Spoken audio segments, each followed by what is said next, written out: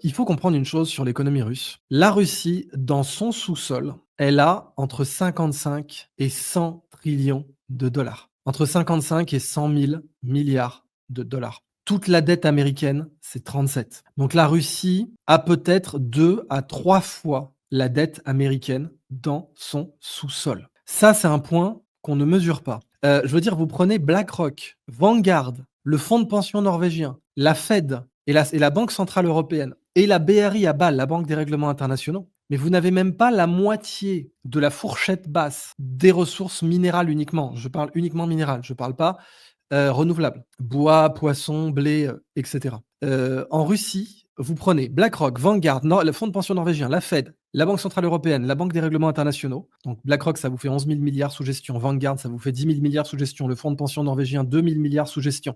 La Fed, 6 000 milliards d'actifs. Et la Banque centrale européenne, 7 000 milliards. La Banque des règlements internationaux, c'est 0,6 milliers de milliards. Eh bien, ça vous fait même pas la moitié de la fourchette basse des actifs minéraux non renouvelables de la Russie. Diamant, bauxite, strontium, cobalt, titane, pétrole, or, platine, gaz, etc. de la Russie. Ça, c'est un point. La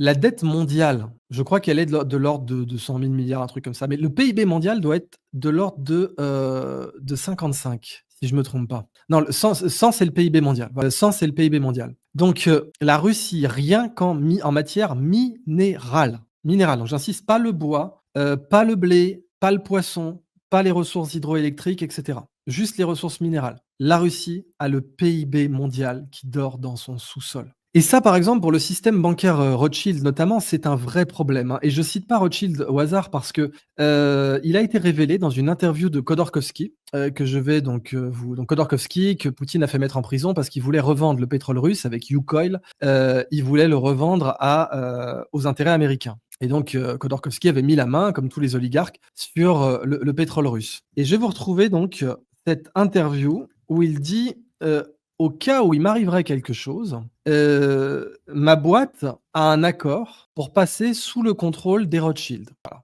J'ai retrouvé l'interview, je vais vous l'afficher là. Sur un bon compte d'ailleurs, Shadow of Ezra, très bon compte. Donc la voici. Ici, vous voyez donc une interview officielle de Mikhail Roski qui explique que si jamais donc si jamais il y avait un problème, Когда меня попали в voilà, s'ils тюрьму. me mettent То en есть меня prison, взяли в тюрьму, протектор принял решение, что оттуда я могу le protecteur pourra prendre le contrôle de la принимать под давлением и передал пакет следующему. Вы можете назвать, кто был протектором? Qui était le Да, конечно. Это вот как раз такая роль, которой компании все всячески обсуждали, и никто не знал на самом деле. Недавно умерший лорд Джейкоб Ротшильд. Voilà. Donc, en toute simplicité, vous avez Khodorkovsky qui avait confisqué le pétrole russe, qui vous dit, si Poutine me met en prison, le contrôle de Lukoil passe à Lord Jack Rothschild. Les Rothschild veulent mettre la main sur les ressources russes depuis Napoléon, parce que la Russie est un océan de terre et que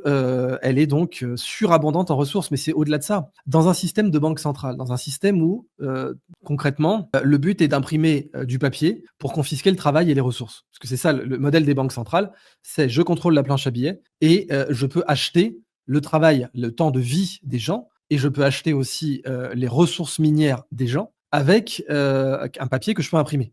Et je peux en imprimer autant que je veux. Bon. Eh bien, ça pose un problème s'il y a une plus grosse banque centrale que vous. Et la plus grosse banque centrale, c'est Gaïa, c'est Mère Nature. Et les Rothschild en sont parfaitement conscients. La plus grosse banque centrale du monde, c'est le sous-sol d'un pays indépendant. Alors, du coup, tout a été fait pour que les pays indépendants, enfin, que les pays qui ont un sous-sol important ne soient pas indépendants, soit en situation de vulnérabilité, soit en situation où on puisse les braquer quand on veut. C'est le cas du Congo, c'était le cas de la Libye, c'était le cas de l'Irak, c'est pas le cas de l'Iran, mais c'est clairement pas le cas de la Russie. La Russie est le pire cauchemar de ce système où vous pouvez confisquer le travail et les ressources et même les territoires des gens avec du papier. Parce que la Russie est une vraie banque centrale, parce qu'elle a entre 55 000 et 100 000 milliards de ressources dans son sous-sol, et qu'elle est souveraine. Alors du coup, ça vous donne par trickle down, par fuite, ça vous donne des médias qui vous disent il faut démanteler la Russie. Ça vous donne Kaja Kallas qui vous dit il faut démanteler la Russie en plein de petites républiques sibériennes. Comme ça permettra d'exploiter les ressources sibériennes plus facilement. Voilà, c'est la Russie dans un système de domination des banques centrales qui soit complet, qui soit full spectrum. La Russie est un énorme problème, mais vraiment un énorme problème. Parce que c'est une vraie banque. Alors évidemment, ses actifs sont pas liquides. Elle peut pas mettre sur le marché comme ça, mais elle a des réserves qui sont pires que des lingots d'or, si vous voulez, qui sont encore plus crédibles que des lingots. Et elles dorment dans ces coffres qui sont son sous-sol. Et ça, c'est un problème majeur. Enfin, je veux dire, si vous voulez créer un système mondial ou un gouvernement mondial avec une monnaie mondiale, papier, que vous pourrez confisquer, une monnaie numérique, qui pourra confisquer la terre, qui pourra confisquer les ressources, où il vous suffira d'imprimer de l'argent pour confisquer le temps de vie des gens, confisquer les territoires des gens, confisquer les ressources des gens. La Russie est un énorme problème.